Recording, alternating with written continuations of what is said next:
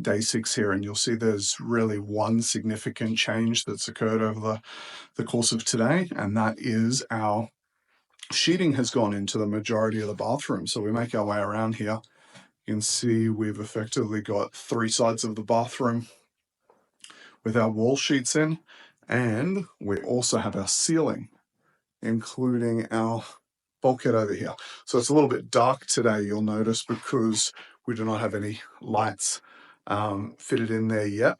So a little bit more sheeting work to happen tomorrow. But what I wanted to point out is a pretty important difference. We actually have 2 types of sheets in here, and I'll use this as an example. See a nice little shelf here against our bath. You can see the edge of our sheet, and that's what a 6mm Villa board sheet looks like. Another telltale giveaway is this little recess on all of the edge here.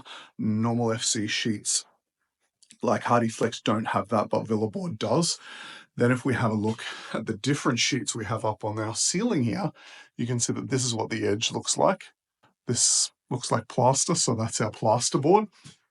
Of course, the difference in those is the amount of water resistance they have. Villa board's going to be a lot more water resistant, so having it on the walls where it can potentially be splashed, it's also a lot stronger.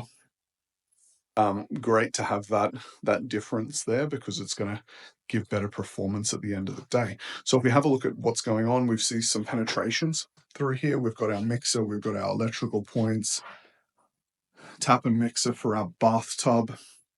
So that's all pretty standard. One thing I do want to talk about is this is our shower niche here. And I can see there's just a little bit of a backfall in there. We really want this to be shedding water when the shower, you can see the shower head, it's going to be fixed just up there. It's going to be splashing down in here. We want to make sure there's no water sitting in there. Just increases the chance of a failure at some point in the future.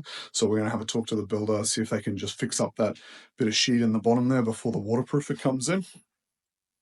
And that's it for today.